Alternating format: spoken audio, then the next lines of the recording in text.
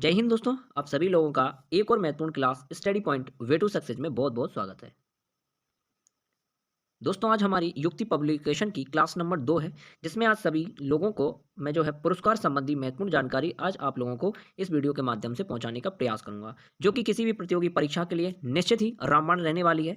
दोस्तों, अगर आप मेरे साथ बने रहते हैं तो आपका जीके का महत्वपूर्ण जो है मजबूती आपकी जीके में निश्चित आएगी। आप लोगों को मेरे साथ विश्वास बनाए रखना है। देखिए दोस्तों, आज शुरू कर बात करेंगे हम पुरस्कार, और पुरस्कार सारे के सारे इस वीडियो के माध्यम से हम देखेंगे। तो चलिए दोस्तों, शुरू करते हैं आज का महत्वपूर्ण ये वीडियो। देखिए दोस्तों, आप सभी लोगों को इसे याद रखना है, भारत का सबसे बड़ा जो राष्ट्रीय पुरस्कार है, आप सभी लोग जानते हैं, वो है भारत रत्न। तो भारत रत्न के जो देने की शुरुआत हुई थी, वो कब हुई थी? तो 1954 के अंदर हुई थी।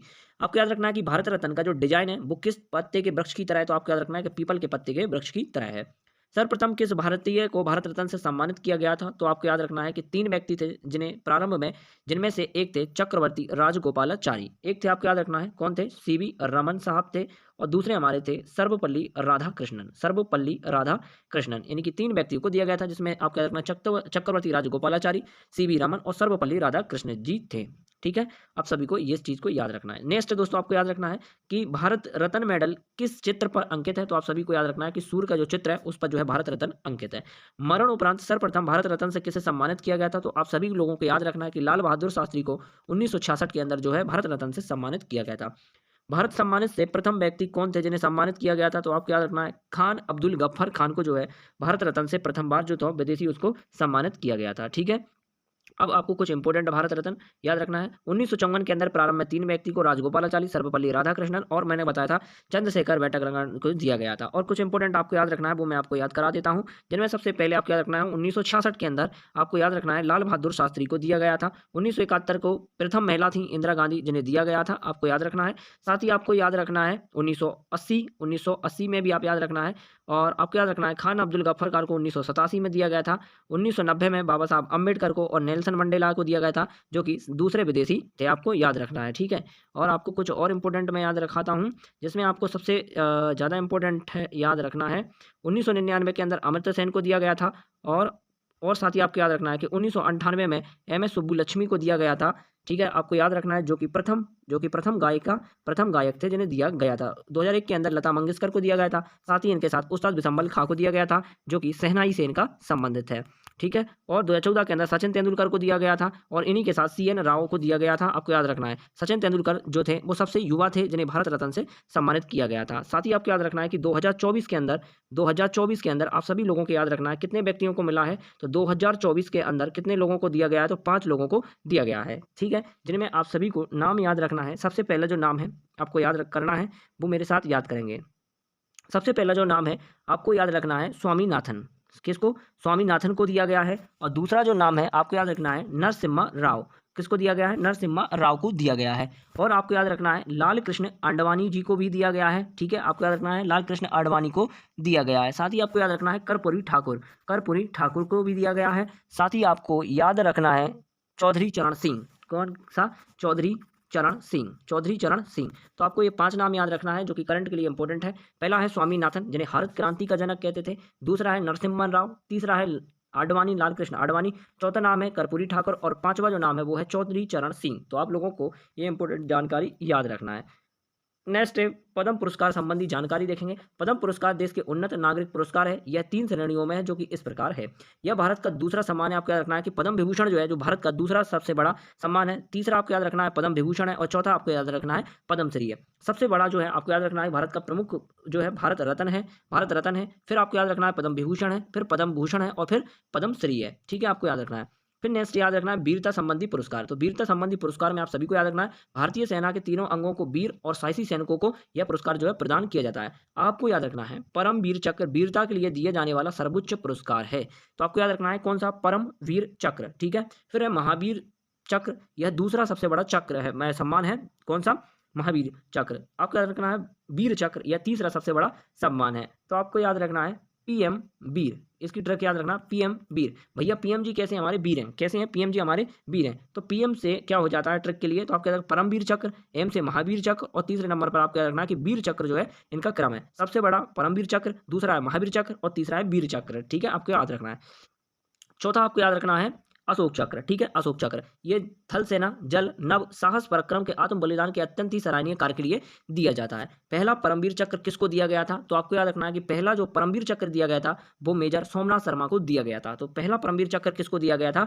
तो आपको याद रखना है कि मेजर सोमनाथ शर्मा को दिया गया था। वायुसेना के लिए सैनिक को परमवीर चक्र सबसे पहले किसको प्रदान किया गया था? तो आपको याद रखना है फ्लाइंग अफसर निर्मलजीत सिंह सैखो को दिया गया था। किसको दिया गया वायुसेना के लिए?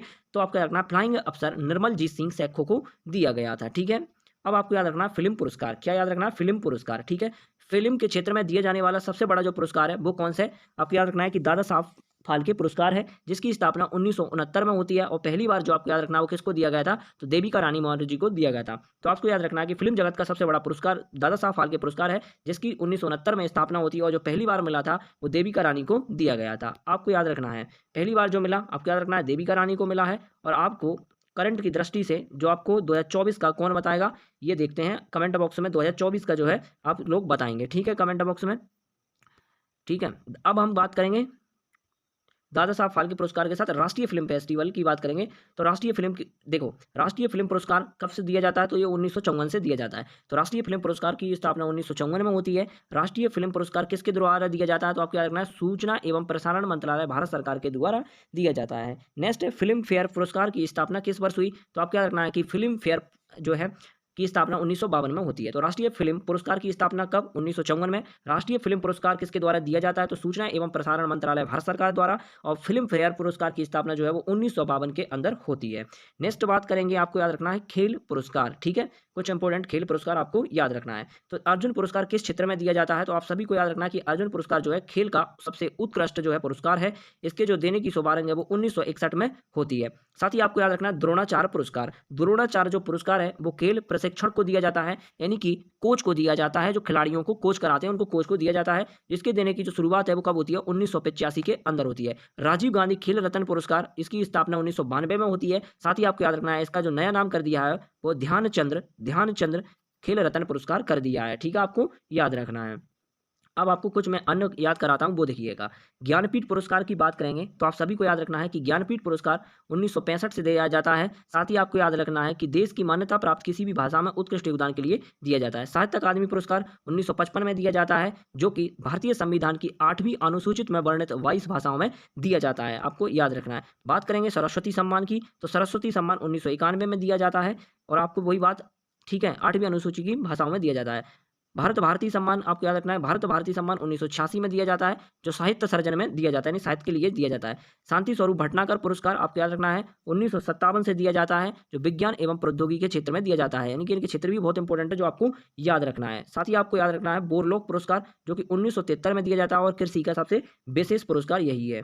बात करेंगे धन्वंतरी पुरस्कार, धन्वंतरी पुरस्कार 1971 में दिया जाता है, जो कि चिकित्सा के क्षेत्र में दिया जाता है। संगीत नाटक अकादमी जो है 1952 में दिया जाता है, संगीत नृत्य एवं संगीत से इसका संबंध है। ललित कला पुरस्कार 1953 में दिया जाता है, जो कि मूर्ति कला चित्रकला से संबंधित है। व्यास सम्मान जो है वो आपका रखना 1992 से दिया जाता है, जो कि साहित्य के क्षेत्र में दिया जाता है, ठीक है, साहित्य के क्षेत्र में दिया जाता है। नेक्स्ट है आपको याद रखना है डॉक्टर BC राय, तो कौन सा है? डॉक्टर BC राय 1966 में, जो कि चिकित्सा के क्षेत्र में दिया जाता है। वासिष्ठी पुरस्कार 1992 में साहित्य संस्कृति साहित्य में दिया जाता है। और इकबल पुरस्कार जिसकी स्थापना 1990 में हुई, जो कि उर्दू लेखन की भाषा उत्कृष्ट शैली के लिए दिया जाता है। तो एक बार सारे के सारे हम रिवीजन करेंगे बहुत ही जल्द। तो देखिएगा दोस्तों, सबसे पहले आपको याद रखना है ज्ञानपीठ पुरस्कार 1965 में, साहित्य अकादमी 1955 में, सरस्वती सम्मान 1991 में, भारत भारती की बात करेंगे तो 1986 में, शांति स्वरूप भटनागर पुरस्कार 1987 में, बोरलोक पुरस्कार 1973 में, धर्मंतरी पुरस्कार 1971 में, संगीत नाटक अकादमी 1952 में, ललित कथा अकादमी 1953 में, व्यास सम्मान 1992 के अंदर, आप सभी को याद रखना है। डॉक्टर BC राय पुरस्कार जो है 1966 के अंदर दिया जाता है, आपको याद रखना है। वाचस्पति जो है 1992 में दिया जाता है और इकबल पुरस्कार 1990 में दिया जाता है। अब देखिएगा दोस्तों, इस चीज़ को लेकर आप दिमाग खराब हो गया होगा कि कितनी सने याद करें। तो देखिए दोस्तों, इसका ना तो कोई लॉजिक होता, ना ही कुछ चमत्कार होता। इसको आपको जो है थोड़ी सी इस चीज़ को, सन वाली चीज़ों को थोड़ा सा आपको ज़्यादा याद रखने के लिए मेंटर करना पड़ेगा अपने माइंड के लिए। और ये तो आपकी केंच क्षमता, दिमाग की जो केंच क्षमता है वो तय करेगी कि आप कितना याद रख पाते हैं, और आप लोगों को यही तो मजबूत बनाती है औरों से आगे निकालने के लिए। तो चलिए अब आगे समझते हैं नोबेल पुरस्कार। देखिएगा नोबेल पुरस्कार किसके सम्मान में दिया जाता है, तो आपको याद रखना है स्वीडन अकादमी के द्वारा दिया जाता है। नोबेल पुरस्कार किसकी स्मृति में दिया जाता है, तो आपको याद रखना अल्फ्रेड नोबेल की याद में दिया जाता है। नोबेल पुरस्कार किन किन क्षेत्रों में दिया जाता है, तो साहित्य, शांति, रसायन, भौतिक, चिकित्सा और अर्थशास्त्र के क्षेत्र में दिया जाता है। यानी कि 1, 2, 3, 4, 5, 6 क्षेत्रों में दिया जाता है। आपका रखना है नोबेल पुरस्कार किस वर्ष शुरू हुए थे, तो 1901 में हुए थे और अर्थशास्त्र के नोबेल पुरस्कार की जो शुरुआत हुई थी वो 1969 में हुई थी। नोबेल पुरस्कार अधिकतम कितने व्यक्तियों को एक साथ दिया जा सकता है, तो आपको याद रखना है 3 लोगों को यह दिया जाता है। साथ ही आपको याद रखना है कि नोबेल पुरस्कार हमेशा हमेशा 10 दिसंबर को मानव अधिकार दिवस के दिन दिया जाता है। आपको याद रखना है कि सर्वप्रथम नोबेल पुरस्कार किस भारतीय को दिया गया था, तो आपको याद रखना है कि सर्वप्रथम जो नोबेल पुरस्कार मिला था वो 1913 के अंदर रविंद्रनाथ टैगोर जी को दिया गया था। नोबेल पुरस्कार प्राप्तकर्ता कुछ भारतीय व्यक्ति हैं जिन्हें आप याद रख लेना। आपको याद रखना है कि रविन्द्रनाथ टैगोर जी को मिला है गीतांजलि के लिए 1913 में, चंद्रशेखर भेटक रमन को भौतिकी के लिए 1930 में दिया, मोस्ट इंपोर्टेंट है। हरगोविंद खुराना को जीए के लिए 1968 में दिया गया चिकित्सा के क्षेत्र के लिए। और आपको याद रखना मदर टेरेसा जी को दिया गया है, आपको याद रखना है 1979 में। कब दिया गया है, 1979 के अंदर दिया गया, जो कि शांति के लिए दिया गया था।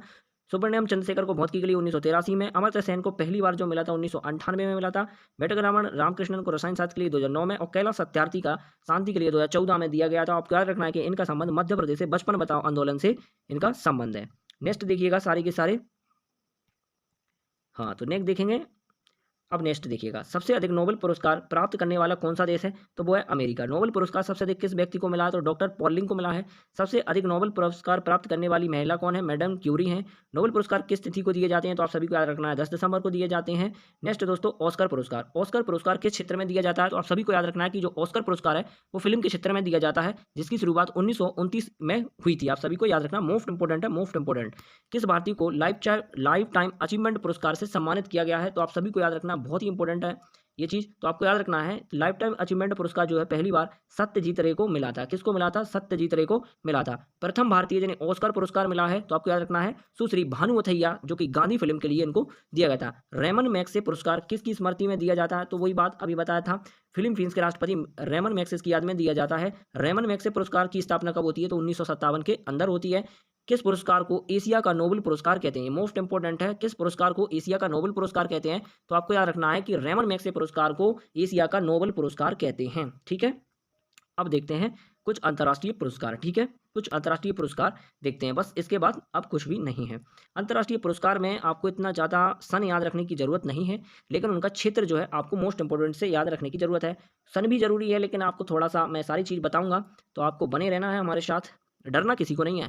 देखो भाई, जो तैयारी कर रहा है उसको डरना तो है ही नहीं है, डर शब्द उसके अंदर होना ही नहीं चाहिए। आपको एक बात बताता हूँ दोस्तों कि आप लोग अगर जवानी में ही डर गए तो बुढ़ापे में क्या करोगे। डरना नहीं है, सबसे पहले आपको याद रखना है कि डरना किसी को भी नहीं है। साला हद पार कर देंगे साला तैयारी कर करके, फिर तो एग्जाम निकलेगा और निकलना पड़ेगा एग्जाम को। कैसे नहीं निकलेगा देखेंगे, बस तुम हद पार तो करो। आप लोगों को एक मैं ऐसी स्ट्रेटजी पर वीडियो लाने वाला हूँ भोजन, जो आप लोगों के लिए निश्चित ही सफलता में योगदान देगी। फिर बात करेंगे, अब समझ लेते हैं अन्य अंतर्राष्ट्रीय पुरस्कार को। देखिए पुलित्जर पुरस्कार की बात करेंगे तो 1917 में दिया जाता है और जो पत्रकारिता से इसका संबंध है। बुकर पुरस्कार 1969 से दिया जाता है, बुकर जो है साहित्य के लेवल में दिया जाता है। राइट लाइवलीहुड पुरस्कार जो है आपको साहित्य के क्षेत्र में दिया जाता है। कलिंग पुरस्कार 1951 में, जो कि विज्ञान के क्षेत्र से संबंधित है। ग्रेमी पुरस्कार आपको याद रखना है, जो कि संगीत से संबंधित है। डॉक्टर अंबेडकर शांति पुरस्कार आपको याद रखना है, सामाजिक परिवर्तन व दलितों के उद्धार के लिए दिया जाता है। संयुक्त राष्ट्र जनसंख्या पुरस्कार परिवार नियोजन के लिए दिया जाता है। आपको इंपोर्टेंट है, मोस्ट इंपोर्टेंट है, जीडी बिरला अंतर्राष्ट्रीय पुरस्कार, ये भी 1991 में से दिया जाता है, जो कि भारतीय संस्कृति एवं ग्रामीण क्षेत्रों में पर्यावरण संरक्षण के लिए दिया जाता है। यूनेस्को मानवाधिकार पुरस्कार मानव अधिकार के प्रति जागरूकता के लिए दिया जाता है। टेम्पलेटन पुरस्कार धर्म उन्नति के लिए जाता है। जवाहरलाल नेहरू जो पुरस्कार है अंतर्राष्ट्रीय सद्भावना के लिए दिया जाता है। इंदिरा गांधी पुरस्कार न्याय एवं अंतर्राष्ट्रीय सद्भावना के लिए दिया जाता है। और मिस यूनिवर्स, इसकी सन भी आपको याद रखना है, मिस यूनिवर्स। तो मिस यूनिवर्स का जो पुरस्कार है 1952 से शुरू होता है और विश्व के विभिन्न देशों की सुंदरियों के चयन के लिए यह पुरस्कार दिया जाता है। साथ ही आपको याद रखना मिस वर्ल्ड, ये विभिन्न देशों की सुंदरियों के चयन के लिए दिया जाता है। आपको याद रखना है मिस वर्ल्ड 1951 में, और मिस यूनिवर्सल कौन सा यूनिवर्स कब है, 1952 में। तो देखिए दोस्तों, आप सभी लोगों के लिए ये थी बहुत ही ज़्यादा इंपॉर्टेंट पुरस्कार संबंधी जानकारी। उम्मीद करते हैं कि अगर आपने पहले तैयारी की है तो आप सभी के लिए रिवीजन की तौर पर ये मोस्ट इंपोर्टेंट रहने वाली क्लास है। ठीक है दोस्तों, आप स्टडी पॉइंट बे के साथ प्यार जताइएगा, साला एग्ज़ाम तो हम निकाल के बताएँगे, एग्ज़ाम तो आप निकाल के बताएँगे। मैं आपको ऐसी तैयारी करा दूँगा दोस्तों, इस लेवल पर जीके पहुँचा दूँगा कि आप कोई भी एग्ज़ाम दे लेना। हाल ही में आप दिल्ली पुलिस का एग्ज़ाम उठा के दे दो। देखिए दोस्तों, आपको कुछ करने का अच्छा प्रयास करते हैं, लेकिन आप समझते नहीं हैं। मैंने आप लोगों के लिए एक समर्पण जीके की क्लास चालू की, जिसमें आपका प्यार नहीं दिखा, तो मैंने उसको बंद कर दिया। लेकिन वो क्लास आपके लिए बहुत इंपॉर्टेंट थी। मैंने उसमें बहुत अच्छा सोचा था, लेकिन कोई बात नहीं, आप इस क्लास को लीजिएगा, आपकी स्टडीज़ जीके बहुत दमदार हो जाएगी। अब हम आप लोगों को किसी ऐसे ही नेक्स्ट वीडियो में मिलते हैं। तब तक मिलते हैं किसी नेक्स्ट वीडियो में। तब तक के लिए जय हिंद, जय भारत।